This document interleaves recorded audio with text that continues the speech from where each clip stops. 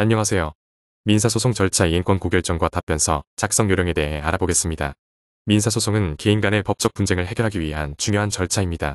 소송을 제기하거나 대응하는 과정에서 필요한 절차와 요건을 제대로 이해하는 것이 매우 중요합니다. 이 글에서는 민사소송에서의 이행권 고결정과 답변서 작성 요령에 대해 알아보겠습니다.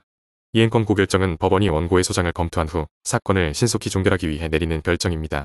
법원은 원고의 청구 내용이 법적으로 타당하고 이행권 고결정을 내릴 요건이 충족된다고 판단되면 이를 먼저 진행하게 됩니다. 이행권 고결정 절차는 법원은 원고가 제출한 소장을 검토하여 이행권 고결정을 내립니다. 피고는 이행권 고결정 등본을 송달받은 날로부터 2주일 안에 서면으로 이의 신청을 할 수 있습니다. 만약 피고가 정해진 기한 내에 이의 신청을 하지 않으면 사건은 종결되며 원고가 전부 승소한 것으로 확정됩니다. 이의 신청 시 처리는 피고가 이의 신청을 한 경우 사건은 변론기일로 넘어가게 됩니다.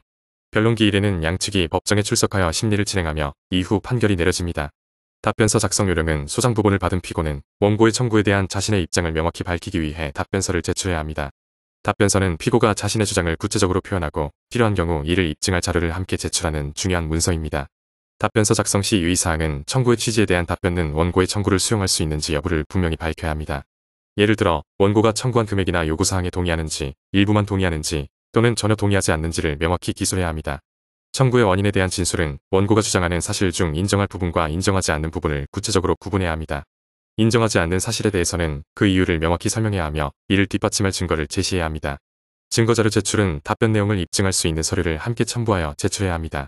증거자료는 법원이 피고의 주장을 신뢰할 수 있도록 하는 중요한 요소입니다.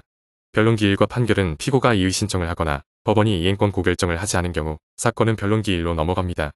변론기일에는 원고와 피고가 모두 법정에 출석하여 각자의 주장을 펼칩니다. 이 과정에서 제출된 소장, 답변서 및 증거자료 등을 바탕으로 재판부는 심리를 진행합니다. 변론이 종결된 후 재판부는 판결을 선고합니다. 판결은 변론 종결 직후 즉시 선고될 수 있으며 판결서에는 이유를 생략할 수도 있습니다. 이는 사건의 성격과 복잡성에 따라 달라질 수 있습니다. 민사소송에서 이행권 고결정과 답변서 작성은 사건의 결과를 좌우할 수 있는 중요한 단계입니다. 특히 피고는 소장을 받은 후 신속하고 정확하게 답변서를 작성하여 제출해야 하며 자신의 주장을 뒷받침할 증거자료를 철저히 준비해야 합니다. 또한 변론기일에는 출석하여 적극적으로 자신의 입장을 변호하는 것이 중요합니다. 법적 절차는 복잡하고 낯설게 느껴질 수 있지만 기본적인 과정을 이해하고 준비한다면 보다 효과적으로 대응할 수 있습니다. 필요시 전문 변호사의 도움을 받는 것도 좋은 방법입니다.